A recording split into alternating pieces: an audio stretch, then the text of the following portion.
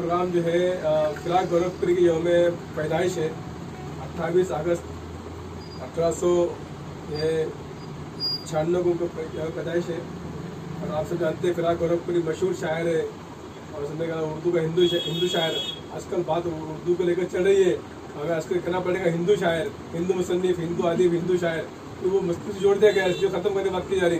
तो आज की तकरीब असल जो है फिराक को याद करने की। फिराक को जो है 1969 में ही ज्ञानपीठ अवार्ड मिल गया था और पद्म भूषण मिला, पद्म श्री मिला और बड़े अवार्ड मिले उनके। फिर जो है जो खूब बड़े मतलब जज थे और इस साथ में पूरी एक ज़िंदगी है, पूरी कहानी है। फिराक को लेकर हम क्या बात करेंगे। आदमी पैमाने भी बड़ा शायर माना गया है, उसकी तकरीब आज नकद की गई है।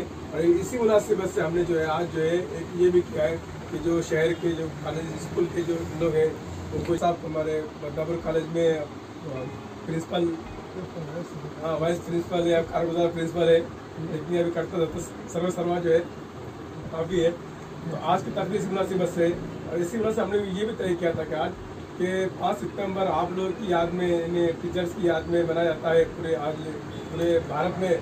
लेकिन लॉकडाउन के चलते अब पता नहीं प्रोग्राम होगा कि नहीं होगा। तो हमने सादर गुज़िश्ता भी हमने प्रोग्राम किया था कि अपने असदुल्लाह को याद करते हुए अपने उस्ताद थे, तो हमने एक स्कीम की थी, मतलब किताब तकसीम करने की, उस्ताद की याद में किताब तकसीम करने की। सादर गुज़िश्ता ये हमने शुमारा तकसीम किया था, इसमें उस्ताद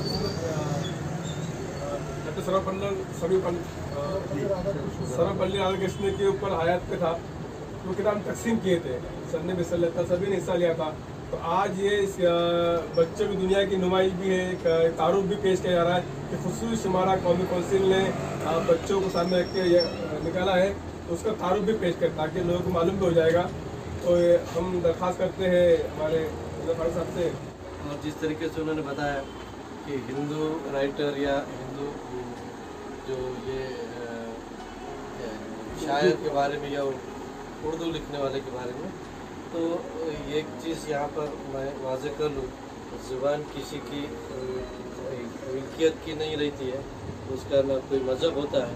तो ज़ुबान के लिए मैं यही कहूँगा कि ये एक हिंदुस्तानी ज़ुबान है जिसका ओरिजिन यहाँ पर जो तो इंडिया में हुआ है और इसीलिए इसकी एक अपनी अहमियत है और इसके अंदर की जो मिठास और जो दीगर चीज़ें यहाँ पर है, तो ये एक नायाब तोहफ़ा है दुनिया को, ये उर्दू ने दिया है। वो भले ही किसी भी मज़हब से ताल्लुक़ रखने वाला हो, वो उर्दू से बराबर जो है तो वाबस्ता होता है। अब यहाँ पर टीचर्स के ताल्लुक़ से और इन किताब के तकसीम के ताल्लुक़ से जो इनका काम चल रहा है, माशाल्लाह से बहुत अच्छा काम ये लोग कर रहे हैं। और मुझे लगता है कि औरंगाबाद जैसे शहर में ये उर्दू के ख़ास करके किताबें जो तकसीम हो रही है, उसके अलावा जो है तो उर्दू की जो किताबें लाइब्रेरी को जो फराहम होती है, तो ऐसे बहुत कम जो है तो लोग यहाँ पर हैं। इसकी तादाद बढ़नी चाहिए, जिस तरीके से हमारी जो तो पॉपुलेशन बढ़ रही है उस लिहाज से ये चीज़ नहीं है। किताबें जितनी पढ़ी जाएंगी, क्योंकि किताबों से इनकलाब आया है, ये भी हम पढ़े हैं कि हिस्ट्री के अंदर किताबों ने कुछ इनकलाब लाया है और यही किताबों से हम दूर होते चले जा रहे हैं। तो नई नस्ल जो है उनको एक मैसेज इस तरीके से यहाँ पर देना चाहेंगे कि मोबाइल के अंदर या बाकी के गेम्स के अंदर जो तो ज़्यादा मसरूफ़ रहने के बजाय किताबों के अंदर जो तो अगर अपनी वक्त गुजारे तो इंशाअल्लाह बिल्कुल जो तो फ़ायदा होगा। मैं यहाँ पर जो तो मुबारकबाद एक बार फिर से देता हूँ अब्दुल करीम नदवी साहब को और दीगर तमाम टीचर्स को भी 5 सितंबर के मौके की लिहाज से भी, और 2 लफ्ज़ ख़त्म करता हूँ। उसके पेश नज़र आज यहाँ सबको बुलाया, मदू किया और फिराक गोरखपुरी को यहाँ याद किया गया, उनकी अदबी खिदमत को सराहा गया।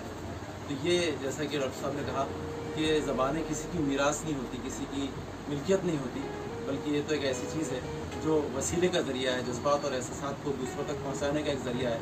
और हिंदुस्तान में ऐसे ही उर्दू ज़बान की नशोनुमा भी हुई, क्योंकि हम देखते हैं कि आज के इंडस्ट्री से लेकर एक मजदूर तबके तक सभी के लोग जो है सभी अफराद उर्दू ज़बान का इस्तेमाल करते हैं और बहुत शीरीनी से और बहुत मज़े लेकर उसका इस्तेमाल करते हैं।